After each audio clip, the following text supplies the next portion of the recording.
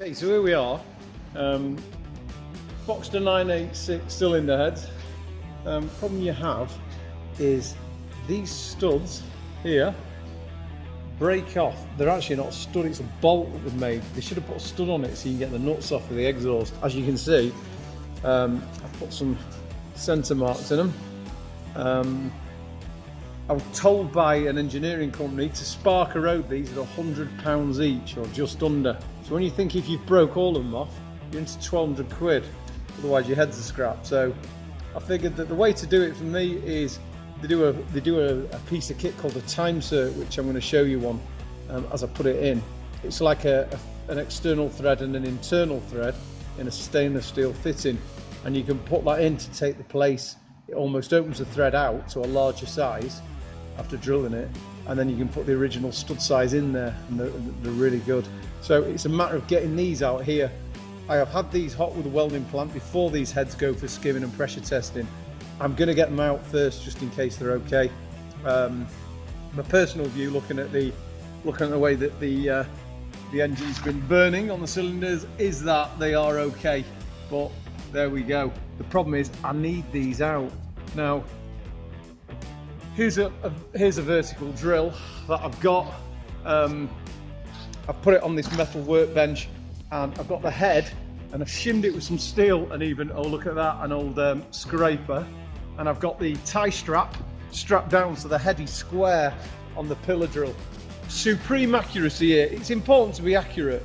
Ideally, if I wanted it to be ultra, I would bring my laser level, and I've got one of those, and I'd laser level the whole head off and then keep shimming it until it's perfectly square.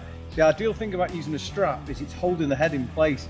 You can mess about with it and move it until you can get that drill going. As I go down, you will see, get some light on it, it goes straight into the middle, but as you can see it pushing it slight off square, and that's why I sometimes use a very, very fine drill to just check the squareness of where the drill is entering the stud. I don't drill with that, it's too fine. It's so easy to break that drill off, but I use that to center it, because as it hits the center of the punch hole, yeah, it moves, and you know it's off square, so you can tap the cylinder head and move it around until you know that is sitting bang straight in the middle, and then you can drill. I'll be using a vernier gauge here to measure the depth of the hole.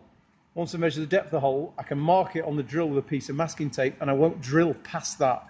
Now I know from taking some of these studs out and looking at where the mark is where they've been in the head, that there is a significant amount of space underneath where the stud is before it hits the blank inside the head.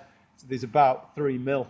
So, you know, as I go through, I'll feel it go blip, and I'll go through the stud, and then I'll keep going bigger on my drills until I've got it out and I've got it to the right size for the Timesert drill to go in to cut the new thread. So anyway, I'll be back in a minute.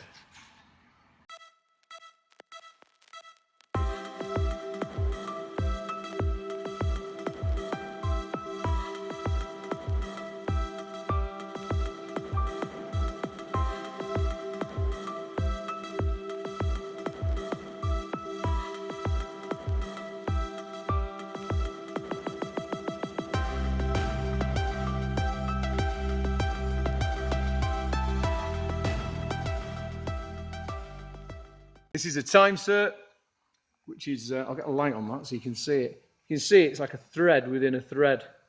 Now these are slightly longer than normal.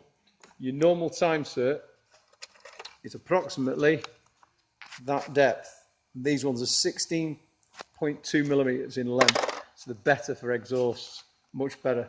They allow the stud more bite into the head, or to connect it. So there you go. There's your external thread on there, which we have cut the internal thread in the head. There, as you can see, that's been cut ready.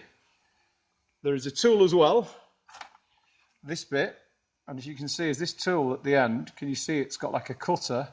And what that does, as it goes in, you cut these before you put the thread in, and it sits there and it cuts a shoulder, which the Timesert there, so we can get a good view of this. They are the part of the Timesert has a shoulder on the top. It's not the best, that actually, the view. Don't forget, this is just a phone camera. So anyway, so what we do now, we use a special tool that puts the time cert and inserts it into the cylinder head. Yeah, so here is the special tool that goes inside the time cert. As it screws in, it forces the outside of that time cert and it bites and locks it in the head. So here we go. So we'll be right back when I've got one in. There you go. Basically that is going in there. I'm sure you get the gist. That's it. Time cert is in. Sorry, I had to use two hands, so I couldn't video at the same time. There you go. One fitted there. There's another one I've done there. Can you see it? Stainless steel insert in there.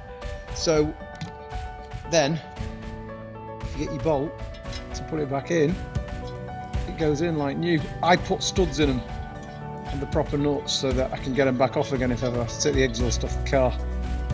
The bolt idea was never very good. So, but there you go. Time certs, really good. Take your time doing properly, but you can see it's a proper job, and it's the original MA 1.5 bolt that or stud, should I say, that goes back in. So yeah, job done. We can pressure test these and see whether they're any good. If we find there's any problems with any of them, it's just the way it is. But drilling out and putting in, it's good practice anyway. So thanks for watching.